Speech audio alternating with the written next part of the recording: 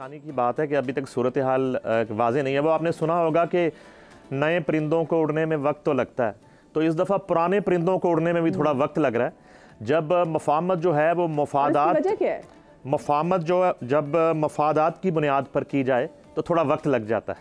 तो वजह असल ये है कि एक तरफ तो पाकिस्तान खपे का नारा लगाया जाता है और दूसरी तरफ जो है अगले ही लम्हे पीपल्स पार्टी खपे हमें दिखाई देती है। वो इस तरह के आप कहते हैं जी कि हमने जो है वो पाकिस्तान को चलाना है और पाकिस्तान को मुस्तहकम करना है और पाकिस्तान के मुस्तकबिल की खातिर जो है हम कोई वजारत नहीं लेंगे और उसके साथ ही हम जो है तमाम आईनी ओहदे अपने पास रखेंगे। स्पीकर जो है हमारा होगा सदर पाकिस्तान, अथॉरिटीज अपने पास जी बिल्कुल, सदर पाकिस्तान हमारा होगा। आपने खुद फरमा दिया, चारों सूबों के गवर्नर मांग लिए, चेयरमैन सेनेट मांग लिया।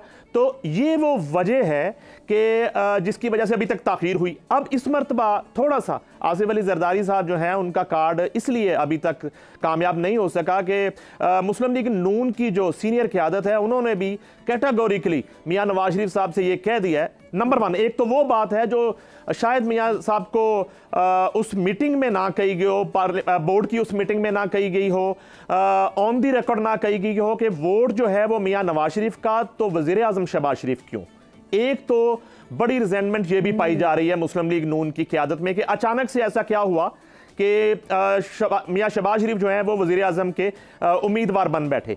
अब इसके साथ ही साथ उनको ये भी कन्विंस करने की कोशिश की गई है कि अगर पीपल्स पार्टी जो है सिर्फ वोट करेगी और वफाक में वजारतें नहीं लेगी और बराबर की स्टेक होल्डर नहीं बनेगी तो फिर हमें भी बार बार ये ढोल जो है वो अपने गले में डालकर पीटने का कोई फायदा नहीं है। इस मरतबा हम भी हुकूमत नहीं बनाएंगे। जिस पर हमने पहले भी देखा कि जो पीडीएम की हुकूमत थी उसमें भी पाकिस्तान पीपल्स पार्टी ने मुस्लिम लीग नून को बहुत ज्यादा तनकीद का निशाना बनाया, गो के उनके होने की वजह से, उनकी प्रेजेंस की वजह से पीडीएम की जो हुकूमत है फॉर्म में आई थी। जी बिल्कुल ऐसा ही है। अब जो है जब मफाहमत के बादशाह और बकौल मौलाना फजलुर रहमान मफादात के बादशाह, ये उनके अल्फाज हैं, मैं नहीं कह रहा, जब उनको थोड़ा सा रिजेंटमेंट का सामना करना पड़ा और ये पैगाम पहुंचा कि मुस्लिम लीग नून उस वक्त तक हुकूमत नहीं बनाएगी जब आप बिल्कुल बराबर के शरीक बन के जिम्मेदारी नहीं कबूल करेंगे वफाक में हुकूमत बनाने की, उस वक्त तक मुस्लिम लीग नून वफाक में हुकूमत नहीं बनाएगी। जिसके बाद जो है दोबारा से इनकी मीटिंग्स का आगाज हो गया है और आज का दिन बड़ा इंपॉर्टेंट है मदिया। आज सूरज ढलने से पहले कोई खबर आ सकती है कि पीपल्स पार्टी जो है वो रजामंद हो गई है, वो वहाँ पर जो है बिल्कुल वजारतें भी लेगी और दोबारा से बिलावल भुट्टो अपनी उसी वजारत को रिपीट कर सकते हैं। इसी तरह और भी पीपल्स पार्टी के हिस्से में कुछ वजारतें आएंगी और इस तरह से एक हुकूमत साजी का अमल जो है उसमें क्लैरिटी आना शुरू हो जाएगी। और बाकी जो सूरत हाल है दूसरी तरफ तो बिल्कुल मुझे समझ में नहीं आ रहा कि किस तरह से पीटीआई जो है वो मौलाना फजलुर रहमान के साथ मिलकर हुकूमत बना सकती है अगर जो है ये फैसला हो भी जाए। नहीं मनीष साहब, मुझे एक बात ये भी बताएं, मैंने हम बड़े कंफ्यूज है जिनके देखने वाले लोग हैं। वो एक दिन कहते हैं जी बैरिस्टर सैफ आके कहते हैं कि जी हम जाके विफाक में अपोजिशन में बैठेंगे, अगले दिन जाके हम देखते हैं कि बैरिस्टर गौहर साहब आके कह रहे हैं कि जी हमने अपना वज़ीर आज़म की उम्मीद, हमने हुकूमत फॉर्म करनी है। फिर वो कभी कुछ कहते हैं, फिर अगले दिन कुछ कहते हैं, फिर अली मोहम्मद खान आके कोई और स्टेटमेंट दे देते हैं। हम बड़े परेशान है कि चलें ठीक है आपके पास अगर बहुत ज़्यादा नंबर भी है लेकिन फिर भी आपकी कोई पॉलिटिकल पार्टी तो है ही नहीं, तो आप किस पॉलिटिकल पार्टी में खुद को जाके जम करेंगे, तो उसका मुस्तकबिल आपको क्या लग रहा है? क्या वाकई वो किसी इतनी स्ट्रॉन्ग पोजीशन पर हैं कि वो ऑन देयर ओन कोई अपनी हुकूमत बना सकते हैं? मदिया देखिए, वो पंजाबी की एक मिसाल है, पल्ले नहीं तेला कर दी फिर दी मेला मेला।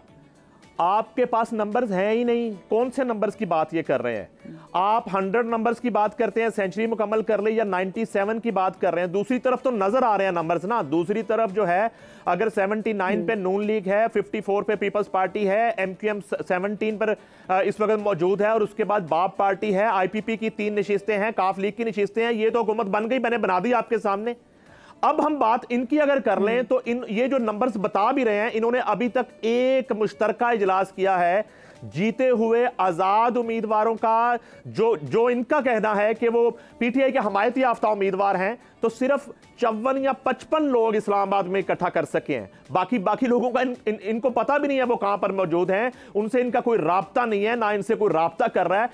ये बिल्कुल जो है झूठ पर मबनी जो है ये इतलात है जो अब तक ये मीडिया को भी दे रहे हैं। ये मैं तो पहले दिन से कह रहा हूं, सबसे पहले मैंने ये बात की थी समा की स्क्रीन पर कि पीटीआई के वोटर के साथ मदिया हाथ हो गया है।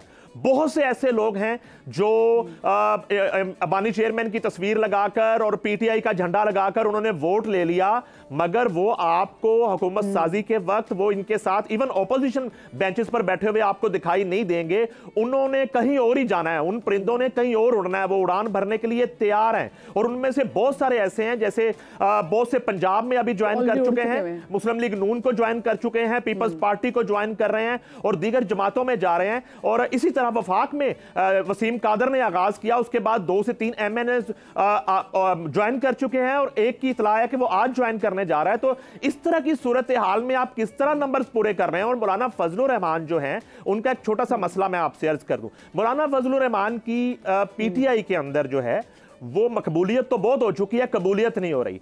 उनका जो वकला विंग है और उनका जो पॉलिटिकल विंग है बिल्कुल आमने सामने है, मौलाना से बात नहीं करना चाह रहे। ये आपकी इतला है कि शायद एक मुलाकात में बैरिस्टर गौहर चले गए, उससे पहले होने वाली 2 मुलाकातों में कोई पीटीआई का वकील रहनुमा जो है वो मौलाना फजलुर रहमान से मुलाकात करने के लिए नहीं गया। वहां पे आपको असद कैसर नजर आए, अली मोहम्मद खान नजर आए, दीगर इनकी क़यादत नजर आई, मगर ना पहली मुलाकातों में बैरिस्टर गौहर थे, ना सलमान अकरम राजा थे, ना इनके कोई और वकील थे, शेर अफजल मरवत थे।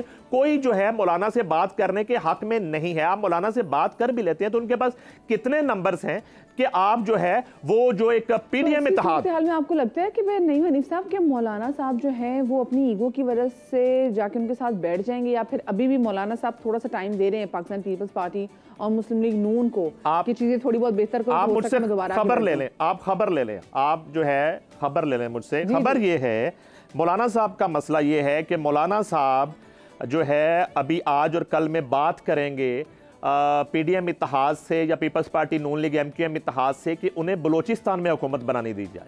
असल वजह यह है, मौलाना साहब के पास वहां पे 11 नंबर्स हैं, पाकिस्तान पीपल्स पार्टी के पास 11 नंबर्स हैं, मुस्लिम लीग नून के पास 10 नंबर्स हैं, 6 आजाद हैं, जिनमें से 3 आजाद कल पीपल्स पार्टी को ज्वाइन कर चुके हैं।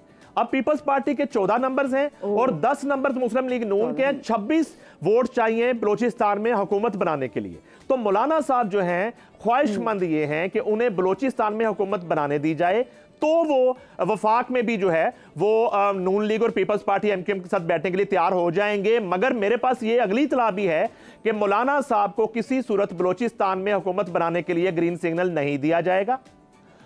वहां पर बिल्कुल पीपल्स पार्टी हुकूमत बनाने जा रही है। आसिफ अली जरदारी जो है उनकी बात जो है वो इस शर्त पर ही वो वफाक में भी बैठ रहे हैं कि सिंध में वो हुकूमत बनाएंगे और बलूचिस्तान में हुकूमत बनाएंगे, तो ही वो वफाक में मुस्लिम लीग नून एमक्यूएम और दीगर जमातों के साथ मिलकर एक मुश्तरका हुकूमत साजी के अमल में जाएंगे। याद आ गया कि इस शर्त पे खेलूंगी प्यार की बाजी, फिर आगे आप खुद ही समझदार है। ये तो एग्जैक्टली वो वाली सिचुएशन हो गई जी। तो मौलाना साहब का मदिया इशू ये है, मगर ये भी मौलाना साहब को किसी हद तक पता होना चाहिए। मेरे पास चूंकि इतला है कि ये जमातें चाहे भी तो मौलाना साहब को हुकूमत जो है बलूचिस्तान में नहीं बनाने दी जाएगी। उसकी बहुत सी वजूहात हैं जो शायद हम टीवी पे डिस्कस नहीं कर सकते खुल के उस तरह से।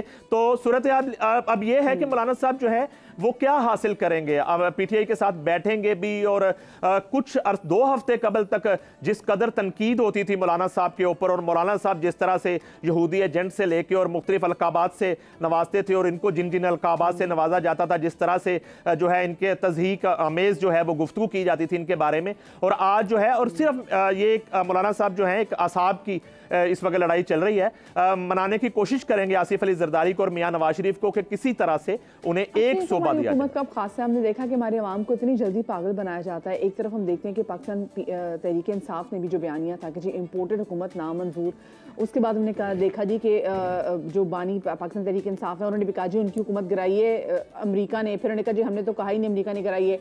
फिर उसके बाद उन्होंने वहाँ पे स्पेसिफिकली जो पीआर एजेंसी जो कि स्पेसिफिकली सारी पॉलिसी बनाए कि उनकी पीआर जो है वो अच्छी बन सके, उस पर बाद फिर हमने देखा बैरिस्टर सैफ ने जो पिछले दिनों जो स्पेसिफिक उनकी प्रेस कॉन्फ्रेंस भी थी, उन्होंने भी कहा था कि जी अमेरिका में भी बात हो रही है और हम चाहते हैं कि वहाँ पे और ज़्यादा बात की जाए। एक तरफ कहते हैं हुकूमत इन्होंने गिराई है, इम्पोर्टेड हुकूमत नामंजूर, वो तमाम तर चीज़ें, फिर दूसरी तरफ कह रहे हैं कि जी आप हमारे बयानिया को और तक़वियत हैं और इस हवाले से बात करें। ये उनका भी दोहरा म्यार समझ में नहीं आ रहा हमें। नहीं, अब तो कैटेगोरिकली जो है वो हदायतनामा जारी किया गया है कि जो है वो अमेरिका से मदद मांगने तक की बात हुई। और इससे पहले जो है मैं आपको याद दिला दूं, फवाद चौधरी की गिरफ्तारी की जो असल वजह है वो ये थी कि वो यूरोपीय यूनियन के तकरीबन 5 से 6 ममालिक के सफ़ीरों से मुलाकात कर रहे थे और इन मुलाकातों में वो बानी चेयरमैन की रिहाई के हवाले से उन्हें कह रहे थे कि आप यूरोप से और मगरिब से आवाज़ उठाएं। यही वजह है कि वो ज़ेरे अताब आए और उनके जो मुकदमात थे वो खुले। और यहाँ पर मैं एक बात मेंशन करना चाहूँगा, आपने शुरू में भी बात की कि जब मियां नवाज शरीफ को कन्विंस किया गया इस बात पे उनकी लीडरशिप की तरफ से, तो उनका पूरे का पूरा फोकस जो है मदिया वो पंजाब की तरफ हो गया। ये एक ड्रीम था उनका अपनी बेटी को जो है वो प्राइम मिनिस्टर बनाना, तो फिलहाल वो सूरत तो ना बन सकी, तो उन्हें लॉन्च करना। तो अब जो है उनका पूरा फोकस रहा और यहाँ पर वो अपने नंबर्स पूरे कर चुके हैं। यहाँ पर इस वक्त जो है 16 के करीब आजाद अरकान, जो मैंने पहले बात की, जिनको पीटीआई अपना क्लेम कर रही है, उनमें तकरीबन 6 वो भी शामिल हैं।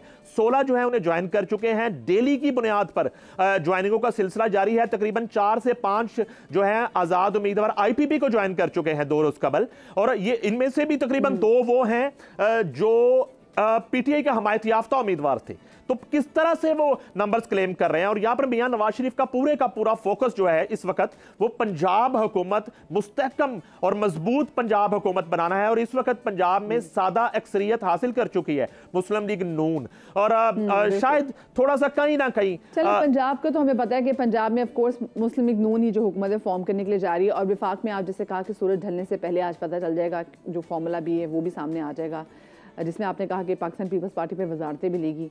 तो अल्लाह करे जी जो कुछ भी हो ज़रा जल्दी हो, क्योंकि बहुत टाइम जो है वो गुजर गया और जितना टाइम जो है वो गुजरता जाएगा तो फिर और बहुत सारे शगुफे, जैसे भी हमने देखा जो कमिश्नर रावलपिंडी हैं उनकी, तो खैर मैंने देखा कि वो जो पासपोर्ट की पिक्चर भी आ गई है, एक दिन पहले उनको वो पासपोर्ट में लगने दिन उन्होंने प्रेस कॉन्फ्रेंस कर दी जी। उनकी अदाएं जो है ना वो खासी मशकूक लगीं, और जिस तरह वो 17 तारीख को उनका ज़मीर जागा और 8-9 दिन पता नहीं कौन सी गोलियां ज़मीर ने खा रखी थी कि वो जाग नहीं सके, और उसके साथ उन्होंने ये भी कहा कि मैं सो नहीं सका इतने दिन से। और जिस तरह वो एक बड़ी अच्छी शेप बना के और इतनी फ्रेश लुक के साथ और इतने पुरएतमाद, और फिर उन्होंने वो एक कहानी पूरी सुनाई, और उसी में 1971 का जिक्र भी उन्होंने किया जो उनको स्क्रिप्ट पूरा पढ़ाया गया। तो वो खासी चीज़ें जो हैं वो कुछ मंजर आम पर आना शुरू हो गई हैं। जैसे आपने एक पासपोर्ट का जिक्र किया उनका, और वो वीज़ा जो है वो 3 फरवरी को, अगर वो मुबैना तौर पर वो सही पिक्चर है तो वो 3 फरवरी को ही तकरीबन उन्होंने हासिल किया। और शायद वो अमेरिका जाना चाह रहे थे, 5 साल का वीज़ा उन्हें मिल चुका है। और इसके साथ ही साथ मुस्लिम लीग नून के कुछ रहनुमा ने बताया कि मियां असलम इकबाल जो इस वक्त इश्तिहारी और मफरूर है, 13 फरवरी सॉरी, तो वो मियां असलम इकबाल जो है 13 फरवरी जी, उनके साथ भी इनकी मुलाकात जो है उसकी भी कुछ इतलात है। और इसके साथ ही साथ पीटीआई के मुख्तलिफ रहनुमाओं से राब्तों की मुलाकातें हैं, और एक बहुत बड़े प्रॉपर्टी टाइकून ने भी आकर उन्हें वजाहत देनी पड़ी कि जी मेरा उनसे कोई राब्ता नहीं है, मैंने जो है ना किसी तरह की कोई पेमेंट किसी कंट्री में नहीं की। गालबन ये वो 190 मिलियन पाउंड वाले साहब हैं। तो वो खासी मशकूक है सूरत हाल। अलबत्ता अब तो जो है वो कमीशन कायम हो गया है और इसकी तहकीकात जो है वो इंशाल्लाह बहुत जल्द हो जाएंगी विदिन 3 डेज। जी बिल्कुल, एग्जैक्टली विदिन 3 डेज तमाम तहकीकात सामने आ जाएंगी। थैंक यू सो मच जी। हमारे ब्यूरो चीफ लाहौर नईम हनीफ साहब हमारे साथ मौजूद थे और बता रहे थे कि इंशाल्लाह आज 5 बजे से पहले, मतलब सूरज ढलने से पहले बड़े बड़े जो है डिसीजंस वो ले लिए जाएंगे सियासी। बहुत शुक्रिया जी नईम हनीफ।